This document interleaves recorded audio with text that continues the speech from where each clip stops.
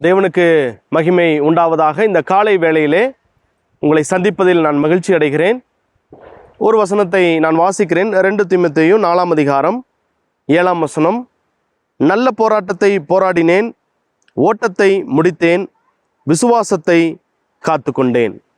நாம் யாவரும் நன்றாக அறிந்திருக்கிற ஒரு வசனம் இது. பவுல் இங்கே சொல்லும் பொழுது முடித்தேன் என்று அவர் ஒரு வார்த்தை சொல்லுகிறதை நாம் பார்க்க முடியும். பிரசங்கி 7 அதிகாரம் 8 வசனத்திலே ஒரு காரியத்தின் துவக்கத்தை பார்க்கிலும் அதன் முடிவு நல்லது என்று அங்கே சாலமோன் ஞானி சொல்லுகிறதை நாம் பார்க்க முடியும். நம்முடைய வாழ்க்கையிலே எதையும் ஆரம்பிப்பது என்பது அது சுலபமான காரியம். யார் வேண்டுமானாலும் எதை வேண்டுமானாலும் ஆரம்பிக்கலாம்.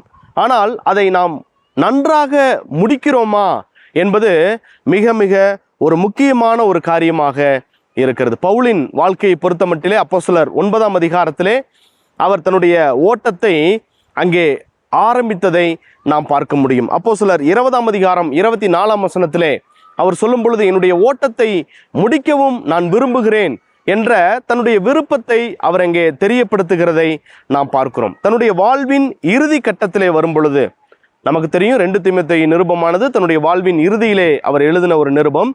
அதிலே அவர் சொல்லுகிறார், நல்ல போராட்டத்தை போராடினேன், ஓட்டத்தை முடித்தேன் என்று சொல்லி அவர் சொல்லுகிறார். எனவே நம்முடைய வாழ்க்கையிலே இந்த கிறிஸ்தவ வாழ்க்கையை நாம் ஆரம்பித்து நாம் ஓடிக்கொண்டிருக்கிறோம்.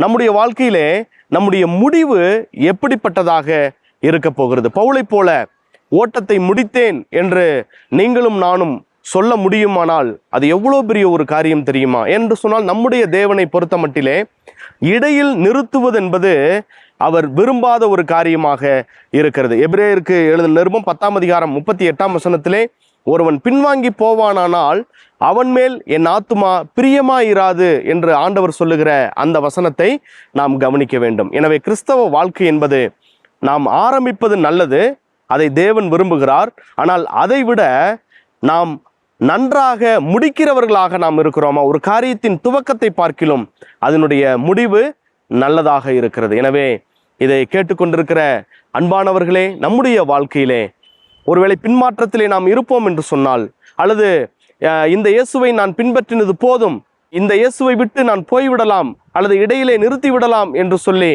ஒருவேளை அப்படிப்பட்ட சிந்தனையிலே நாம் இருப்போமானால் நம்மோடு கூட ஆண்டவர் இந்த காலை வேளையிலே பேசக்கூடியவராக அவர் காணப்படுகிறார். பின்மாற்றம் என்பது, பின்வாங்கி போகுதல் என்பது அவர் விரும்பாத ஒரு காரியமாக இருக்கிறது. ஒரு முறை மாவீரன் அலெக்சாண்டர் ஒரு குறிப்பிட்ட பகுதியை தன்னுடைய ஆதிக்கத்தின் கீழாக கொண்டு வர வேண்டும் என்பதற்காக ஒரு கப்பல் பயணம் பண்ணி ஒரு இடத்துக்கு தன்னுடைய படைகளோடு இறங்குகிறார். கப்பலை எல்லாம் கரையில் நிறுத்திட்டாங்க. இறங்கி நடந்து கொஞ்ச தூரம் போன உடனே அங்கே படை வீரர்கள் திரும்பி பார்க்கிறார்கள். அங்கே கப்பலெல்லாம் தீப்பிடிச்சு எரிஞ்சுக்கிட்டு இருக்கு. உடனே பதட்டம் ஆயிட்டாங்க. உடனே அலெக்சாண்டர் சொல்லும் பொழுது நாம் வந்த கப்பல் எல்லாம் தீப்பிடிச்சு எரியுது, நாம் இப்போ என்ன பண்ணுறதுன்னு சொல்லும் பொழுது மாவீரன் அலெக்சாண்டர் சொன்னாராம், நான் தான் அந்த கப்பலுக்கெல்லாம் தீ வைக்க சொன்னேன் என்று சொன்னாராம். படை வீரர்கள் அதிர்ச்சியானார்கள். பிறகுதான் மாவீரன் அலெக்சாண்டர் காரணத்தை சொன்னார். இப்பொழுது நாம் சண்டை போடுறவங்க, சண்டை யாரோடு போடுறோமோ அவங்க பலசாலிகள் என்று நாம் கேள்விப்படுறோம். ஒருவேளை அவர்களிடத்தில் சண்டை போட முடியாமல் நாம் தோற்கக்கூடிய ஒரு நிலைமை வரும் என்று சொன்னால் யாரும் பயந்து போய் என்ன செஞ்சிடக்கூடாது, அந்த கப்பல் அங்கே கரையில் தானே நிற்கிது, அதில் ஏறி எப்படியாவது உயிர் பிழைத்து நம்ம ஓடிவிடலாம் என்ற சிந்தனை நமக்கு என்ன செய்யக்கூடாது, வரக்கூடாது என்றுதான் அந்த கப்பலை நான் எரிக்க சொன்னேன். ஒன்று இவர்களோடு கூட போரிட்டு நாம் இவர்களை வென்று ஜெயிக்கணும், இல்லை என்று சொன்னால் நாம் இவர்கள் கைகளாலே இந்த இடத்திலே மடிந்து போக வேண்டும். இந்த 2 காரியம்தான் இருக்கு.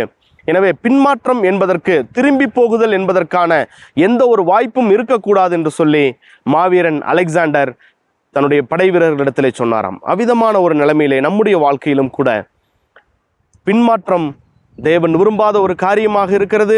நாம் பின்வாங்கி போவோம் என்று சொன்னால் நம் மீது தேவன் பிரியமாக இருக்க மாட்டார். எனவே இந்த காலை வேளையிலே நாம் சிந்திப்போம்.